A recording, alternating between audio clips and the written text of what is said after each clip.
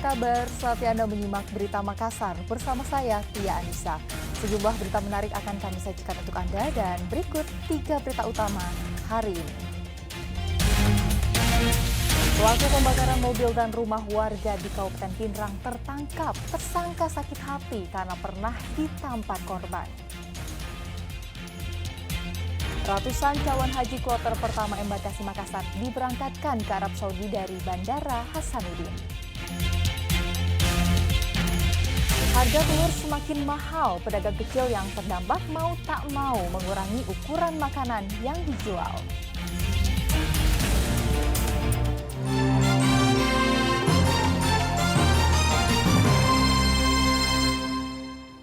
Kita ke informasi pertama. Polisi menangkap pelaku pembakaran mobil dan rumah warga di Kabupaten Pindrang. Tersangka sakit hati karena pernah ditampar korban. Hakim kabur usai membakar mobil di garasi rumah warga Kelurahan Lampa, Kecamatan Duampanua, Kabupaten Pindrang. Tidak tanggung-tanggung, 2 hari berselang tersangka juga membakar rumah korban. Perbuatan hakim pun terekam kamera pengawas. Kurang dari 24 jam setelah korban melapor ke polisi, pelaku berhasil ditangkap. Berdasarkan hasil pemeriksaan, motif pembakaran rumah dan mobil korban dipicu rasa sakit hati. Tersangka dendam karena pernah ditampar oleh korban.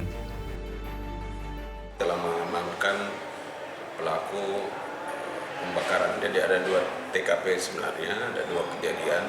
Kejadian pertama itu 2 malam yang lalu, anggota sudah melakukan penyelidikan.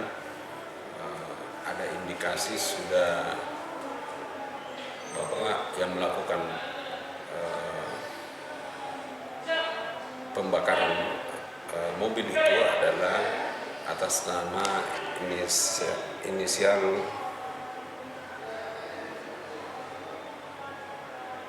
H. Tersangka membakar mobil korban dengan memasukkan pakaian bekas dalam karung.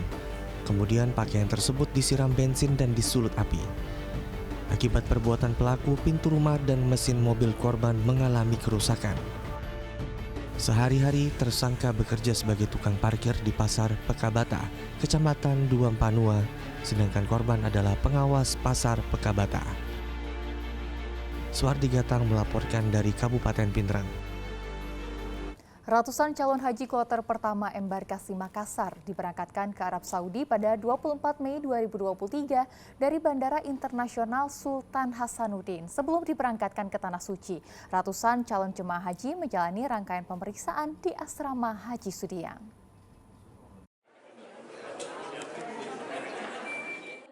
...393 calon haji asal Makassar yang tergabung dalam kloter 1 dilepas secara simbolis oleh Gubernur Sulawesi Selatan Andi Sudirman Sulaiman dan Ketua Komisi 8 DPR Ashabul Kahfi di Aula Mina Asrama Haji Sudiang. Kuota haji Indonesia tahun ini terbanyak sepanjang sejarah penyelenggaraan haji. Tercatat 221.000 kuota haji untuk Indonesia, ditambah 8.000 kuota haji tambahan yang disetujui Komisi 8 DPR.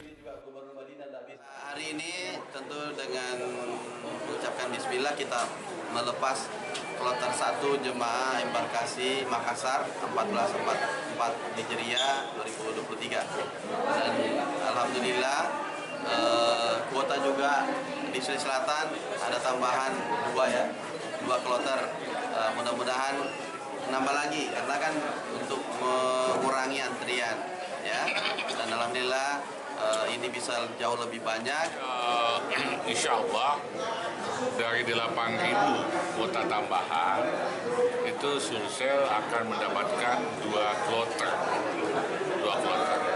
Dan dari 2 kloter itu sebenarnya 400 sekian itu sudah terisi.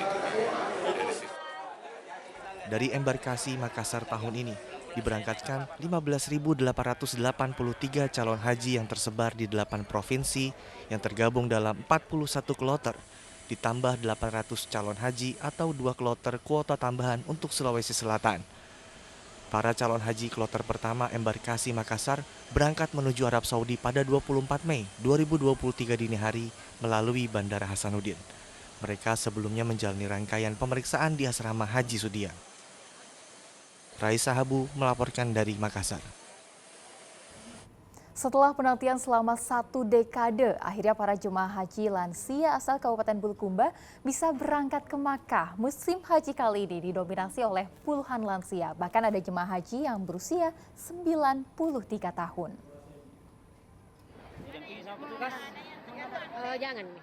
Ada beragam hal menarik saat memasuki musim haji tahun ini, seperti yang terjadi di Kabupaten Bulukumba.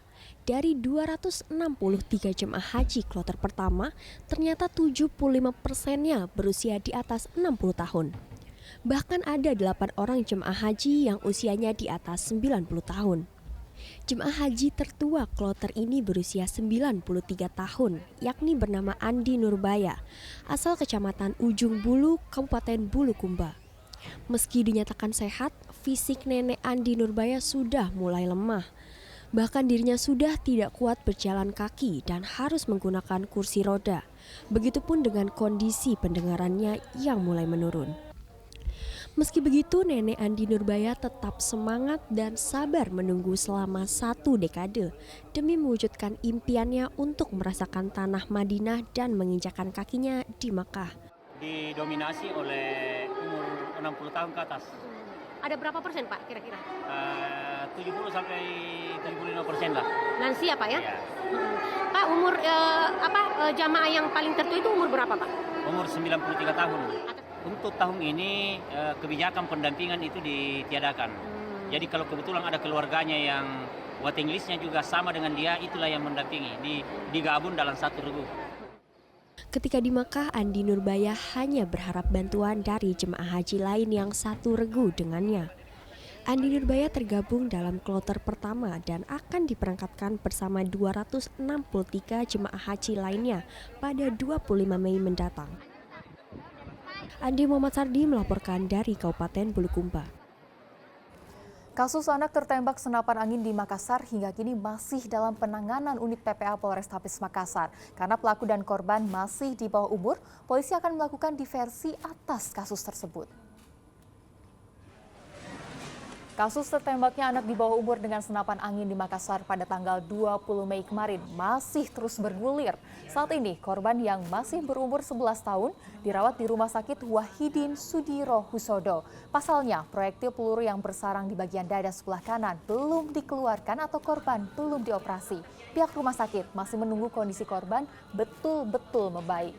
Di sisi lain, polisi akan melakukan diversi terhadap kasus ini, mengingat pelaku dan korban masih di bawah umur dan pelaku melakukan penembakan tanpa disengaja.